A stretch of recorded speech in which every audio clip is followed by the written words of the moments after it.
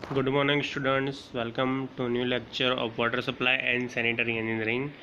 तो water supply और sanitary engineering के प्रीवियस सेशन में हमने अंडरग्राउंड वाटर रिसोर्सेज देखे थे।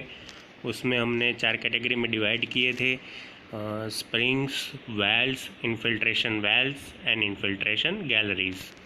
तो उसके अंदर हमने स्प्रिंग्स देखी थी लास्ट लेक्चर में, प्रीवियस सेशन में। ग्रेविटी के थ्रू जो स्प्रिंग रन होती है उसे हम ग्रेविटी स्प्रिंग बोलते हैं।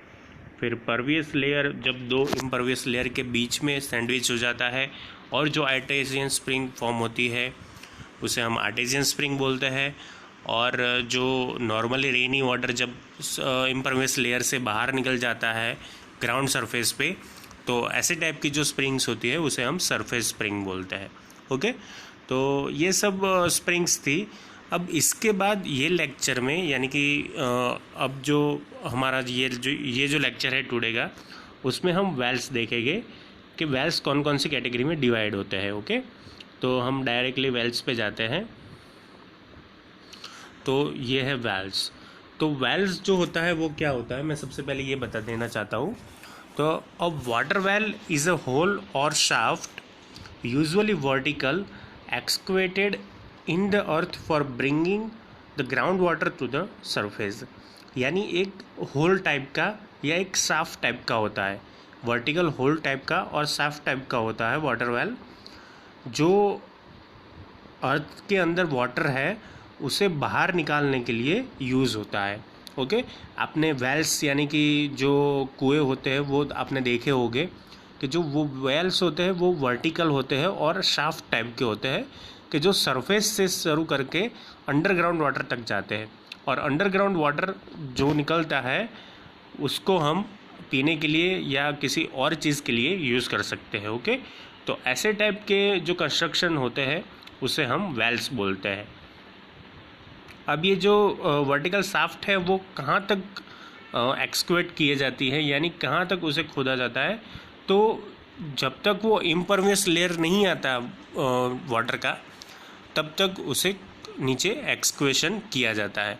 तो वो जो लेयर होता है इम्परवियस लेयर के, जहाँ हमको नेचुरल वाटर मिलता है, ग्राउंड वाटर मिलता है, उसे हम एक्वीफर बोलते हैं। ओके, तो एक्वीफर, अब आपको पता चल गया होगा कि एक्वीफर किसे बोलते हैं। ओके, तो अब हम चलते हैं वेल्स के टाइप के ऊपर। तो वेल्स जो है वो 3 कैटेगरी में डिवाइड किए जाते हैं, यानी कि 3 टाइप में उसकी 3 कैटेगरी अलग अलग होती है।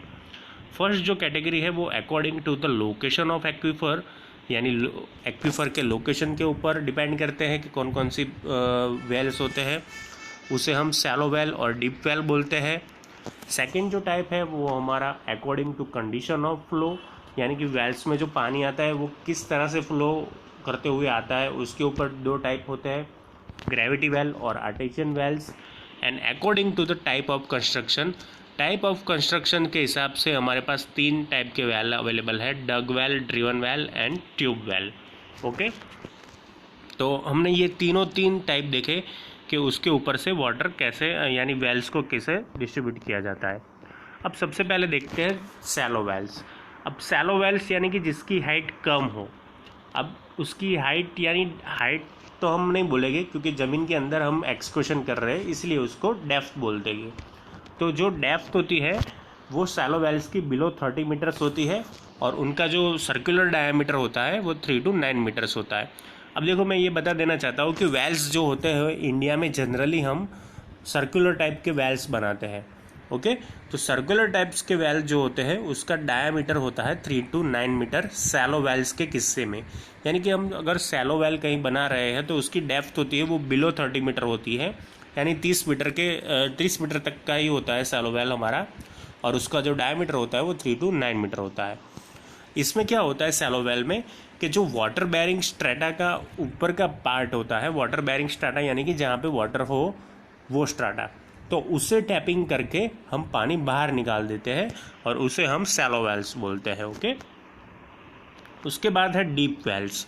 तो डीप वेल्स पे क्या होता है कि पहले क्या होता है कि इम्परवियस लेयर आता है, फिर इम्परवियस लेयर के बाद परवियस लेयर आता है। तो वो परवियस लेयर में हम टैपिंग करके जो वेल बनाते हैं उसे हम डीप वेल्स बोलते हैं। ओके, जैसे कि इम्परवियस लेयर कई बार क्या होता है, जैसे हमने आगे स्प्रिंग में भी देखा था कि परवियस लेयर जो होता है वो कई बार दो इम्परवियस लेयर के बीच में भी रह जाता है। ओके, तो वहाँ पानी मौजूद होगा, तो हम इम्परवियस लेयर जो होगा उसे टैप कर देते हैं। कहाँ तक टैप करते हैं, तो कि जहाँ तक हमको परवियस लेयर का वाटर अवेलेबल हो तब तक। तो ऐसे टाइप से जो हम वेल बनाते हैं उसे डीप वेल्स बोलते हैं। अब डीप वेल की डेप्थ जो होती है वो शैलो से ज़्यादा होती है, इसलिए उसको डीप वेल बोलते हैं। उसकी जो डेप्थ होती है वो ग्रेटर देन 30 मीटर्स होती है फ्रेंड्स, और उनका जो डायमीटर होता है वो 0.6 टू 0.9 मीटर होता है। आप देख सकते हो कि जो शैलो वेल्स है उनका डायमीटर जो है वो 3 to 9 मीटर है, यानी कि ज़्यादा है, और उनकी डेप्थ कम है। अब डीप वेल जो होते हैं उनका डायमीटर कम होता है, लेकिन उसकी डेप्थ जो है वो ग्रेटर देन 30 मीटर हो सकती है। ओके, अब डीप वेल को हम ट्यूब वेल से भी पुकारते हैं, या ट्यूब वेल उसका दूसरा नाम है, also known as tube well. It contains greater quality of water, यानी कि डीप वेल्स में क्या होता है कि ग्रेटर क्वांटिटी ऑफ वाटर होता है, और शैलो वेल में होता है पानी लेकिन उसके मुकाबले, यानी कि डीप वेल के मुकाबले कम होता है। अब ये आपको एक फिगर शैलो वेल की दिखाई है, देखो शैलो वेल की एक फिगर दिखाई है, उसका ये ग्राउंड लेवल है, ये उसका ऊपर का जो जिसको हम सरफेस बोलते हैं या उसका एंट्री पॉइंट बोलते हैं वो है ये। उसका जो डायमीटर है ये शैलो वेल का ये 2 to 6 मीटर है, यानी कि ये इतना चौड़ा होता है डायमीटर वाइज। अब देखिए ये है वाटर टेबल आपका, यानी हमने जो ये जो वेल टैप किया है वो यहाँ तक किया है, और उसके आजू बाजू यानी कि ये जो सरफेस है वाटर टेबल के आसपास की सरफेस, उसे हमने स्टेनिंग या लाइनिंग किया हुआ है 30 to 50 सेंटीमीटर थिक, यानी ये जो वॉल हमने बनाई है वो 30 to 50 सेंटीमीटर थिक होती है। और वाटर टेबल जो होता है वो ऐसे होता है 6 to 10 metre from water table, यानी कि 10 मीटर तक यहाँ पे वाटर टेबल अवेलेबल है, यानी कि हमको यहाँ से पानी मिलता रहेगा। देखो इसमें आप सोचोगे कि एक बार ये पानी मिल गया तो फिर दूसरी बार कैसे मिलेगा, लेकिन ऐसा नहीं होता। ये वाटर टेबल यहाँ तक होता है, यानी कि ये वाटर टेबल से फ्लो होके पानी अपने शैलो वेल में आएगा और यहाँ से कंटिन्यूसली पानी मिलता रहेगा जब तक कि वाटर टेबल नीचे ना जाए, तब तक हमें ये मिलता रहेगा। इसलिए आपने कई बार अगर आप गांव गए हो या कोई विलेज में गए हो तब आपने देखा होगा कि वेल्स में कई बार जब मानसून सीज़न आती है तब पानी ऊपर आ जाता है। इसका मतलब क्या है कि हमारा वाटर टेबल जो है ग्राउंड वाटर टेबल वो अपवर्ड साइड आ गया, क्योंकि मानसून की वजह से पानी अंदर गया होगा, तो पानी अंदर जाने की वजह से वाटर टेबल हाई हुआ होगा। ओके, और मानसून के बाद अगर आप समर में जाओ या फिर दूसरी कोई सीज़न में जाओ तो क्या होता है कि वाटर टेबल थोड़ा कम हो गया होता है, यानी कई बार पानी हमें सरफेस तक मिलता है और कई बार पानी के लिए हमें बहुत डीप जाना पड़ता है। तो ऐसा शैलो वेल्स के किस्से में होता है, और ये शैलो वेल की फिगर है। अब डीप वेल की फिगर देखते हैं। तो डीप वेल में देखो कैसे होता है, मैंने जैसे बताया ऐसा कि ये जो इसमें देखो दोनों वेल्स की कंपैरिजन आपको दिखा दिया है कि डीप वेल कितना डीप हो सकता है और शैलो वेल कितना छोटा हो सकता है। आप देख सकते हैं कि यहाँ पे जो मैंने लाइन बनाई है वो शैलो वेल की है, वो जो कि बहुत ही छोटी है, और यहाँ पे आप डीप वेल की बाउंड्री देख सकते हो कि डीप वेल कितना डीप है। ओके, जैसे कि ये वाटर टेबल है। ओके, फिर उसके बाद ये इम्परवियस लेयर है, फिर ये परवियस लेयर है, फिर एक इम्परवियस लेयर है, और फिर एक परवियस लेयर है।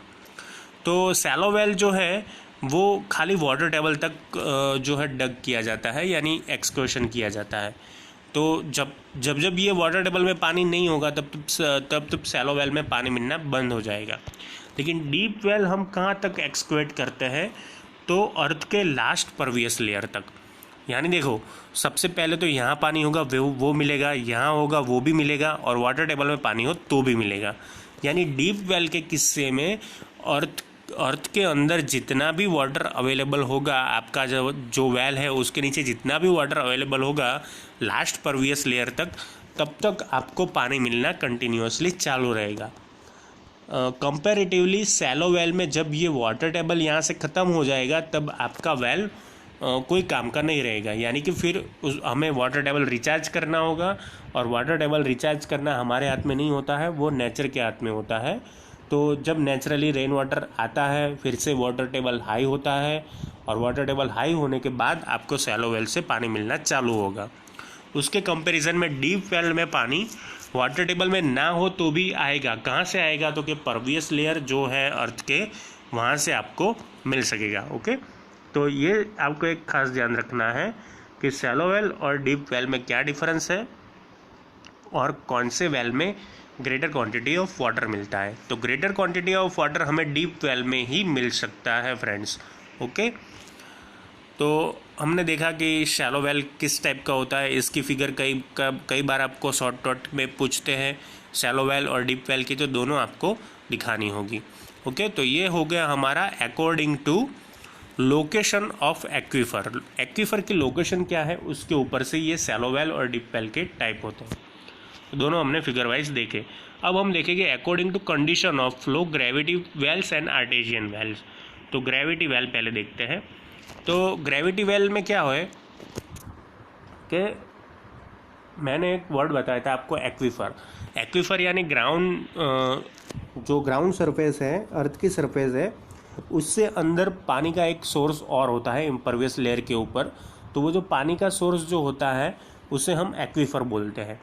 तो एक्वीफर जो होता है उसके आसपास जो वाटर होता है वो एटमॉस्फेरिक प्रेशर में हो, यानी जो वातावरणीय जो प्रेशर होता है उसके अंडर हो, यानी अंडर प्रेशर हो, तब हम उसे ग्रेविटी वेल बोलते हैं।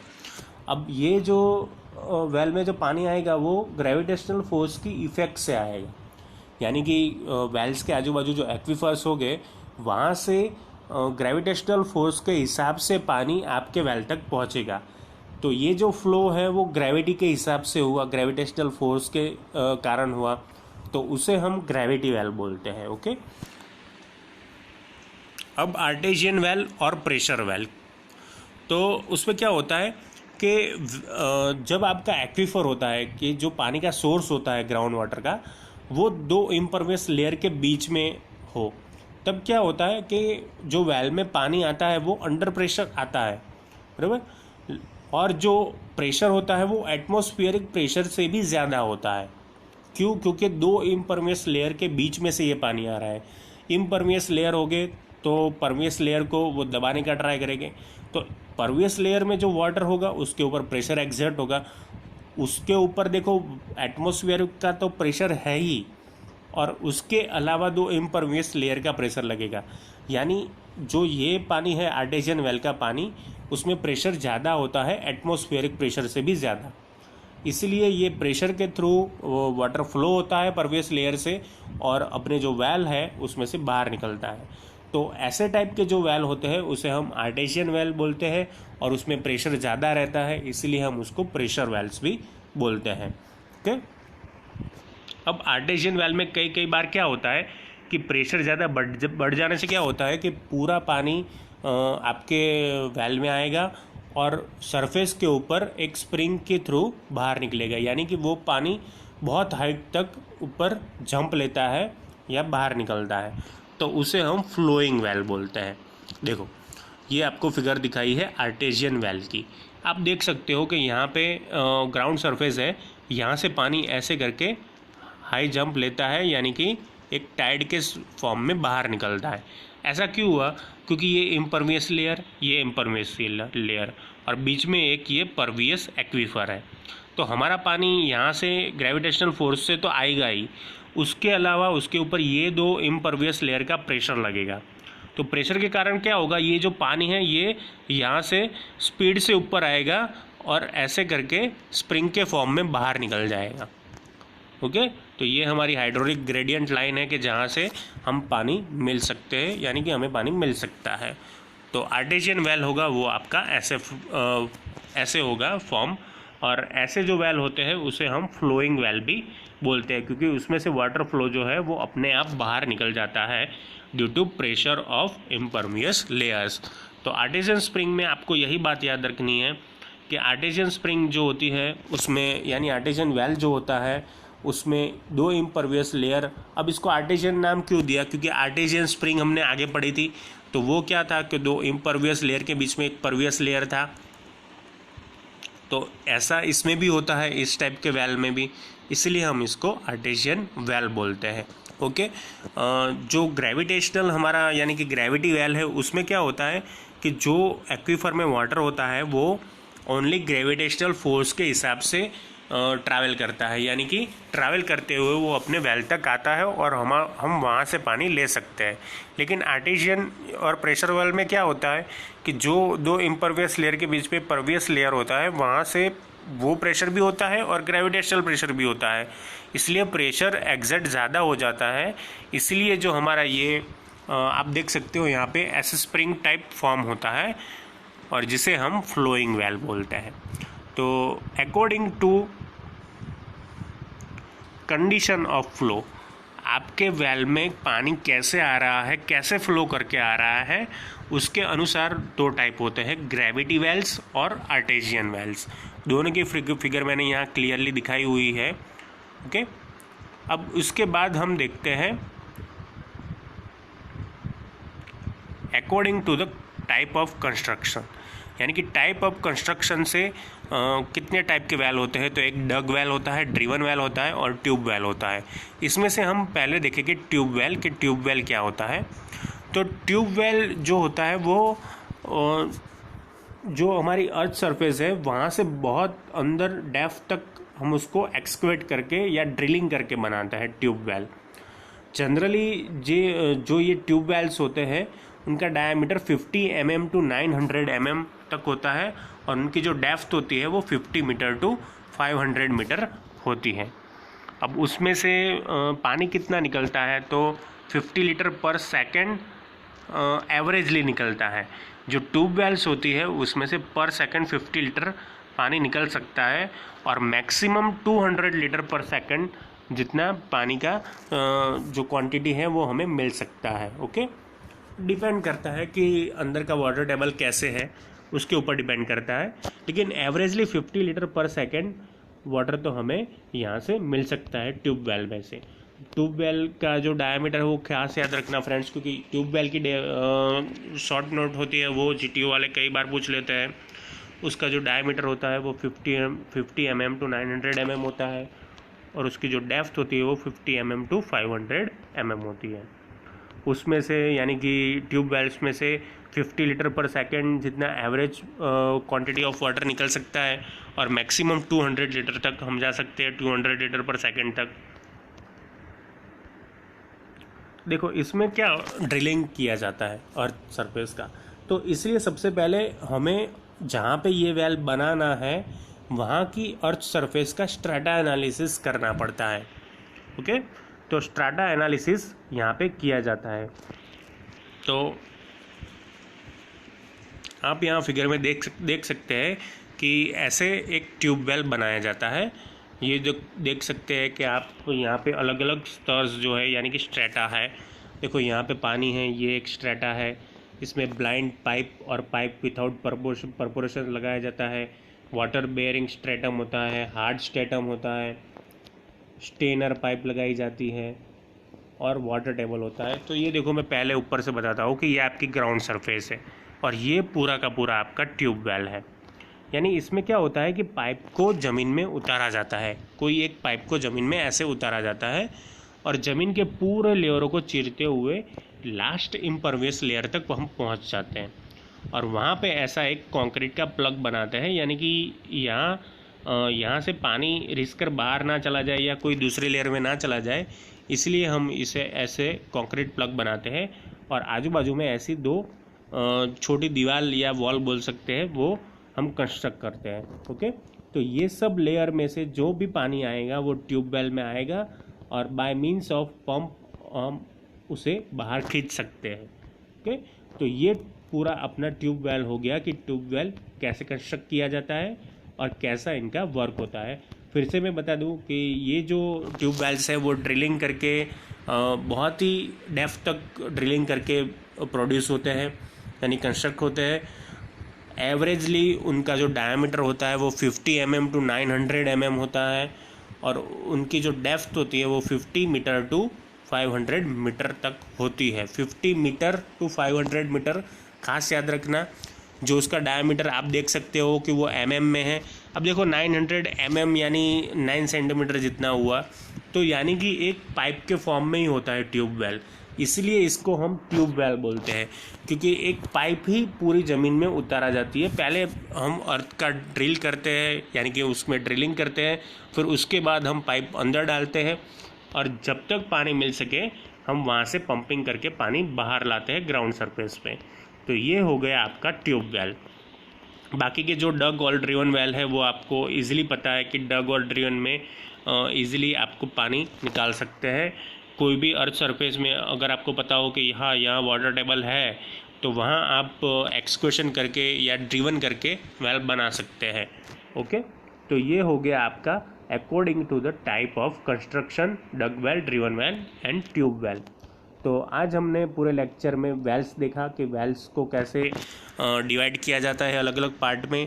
फर्स्ट जो लोकेशन ऑफ एक्वीफर की वजह से हुआ, जो कि सैलो वेल और deep well, according to the condition of flow, gravity wells and artesian well हमने देखा, और according to the type of construction देखा dug well, driven well and tube well. Dug well और ड्रिवन वेल आपको यहाँ पे दी हुई नहीं है, इसलिए हमने ट्यूब वेल पढ़ा और उसकी फिगर ड्रॉ की। तो students, thank you for watching and keep watching for updating videos of water supply and sanitary engineering। और आगे जो कोई भी वीडियो आपको देखने हो तो आप चैनल सब्सक्राइब भी कर सकते हैं। Okay students, thank you.